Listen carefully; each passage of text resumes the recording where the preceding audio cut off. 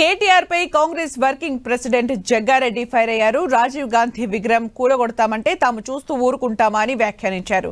తల్లి గుండెల్లో ఉండాలి కాబట్టి తెలంగాణ తల్లి విగ్రహాన్ని సచివాలయం లోపల పెడతామని చెప్పారు. రాజీవ్ గాంధీ వంటి గొప్ప నాయకుడి గురించి తప్పుగా మాట్లాడుతున్నారని ఆగ్రహం వ్యక్తం చేశారు. మాట్లాడుతున్నాడు, ఏం మాట్లాడాలో వాళ్ళకి తోస్తలేదు. ఒకటి, ఎలాంటి విషయాలు మాట్లాడాలో కూడా ఆయనకు తోస్తలేదు. రెండు, మీరు కేసీఆర్ గారు 10 ఏళ్ళు సీఎం ఉన్నాడు, నువ్వు 10 ఏళ్ళు మీరు మినిస్టర్గా ఉన్నారు. మీరు బెటర్, నా సజెషన్ కేటీఆర్కి ఏంటంటే, బెటర్ ఎక్కడన్నా ఏదైనా పొలిటికల్ కోచింగ్ సెంటర్ ఉంటే అక్కడ పోయి కోచింగ్ సెంటర్లో ట్రైనింగ్ తీసుకోండి. నువ్వు స్టాచ్యూ తీసేస్తా అంటున్నావు. ఎప్పుడు తీస్తావు నువ్వు?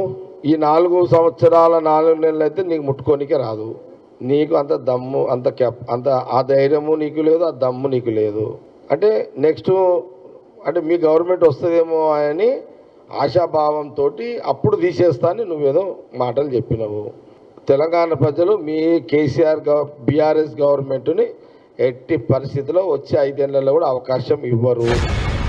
మా ముఖ్యమంత్రి రేవంత్ రెడ్డినేమో ఏమన్నా చీఫ్ మినిస్టర్ నువ్వేదో మాట్లాడుతున్నావు.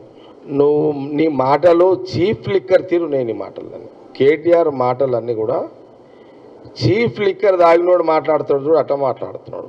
కోతి కళ్ళు తాగితే ఎట్లా దుంకులాడుతుంది, కేటీఆర్ కూడా అట్లనే ముఖ్యమంత్రి గారు రేవంత్ రెడ్డి గారు విగ్రహం ఎక్కడ పెట్టాలి, తల్లి గుండెల్లో ఉండాలి కాబట్టి తెలంగాణ తల్లిని సెక్రటరీ లోపల పెడుతున్నాడు.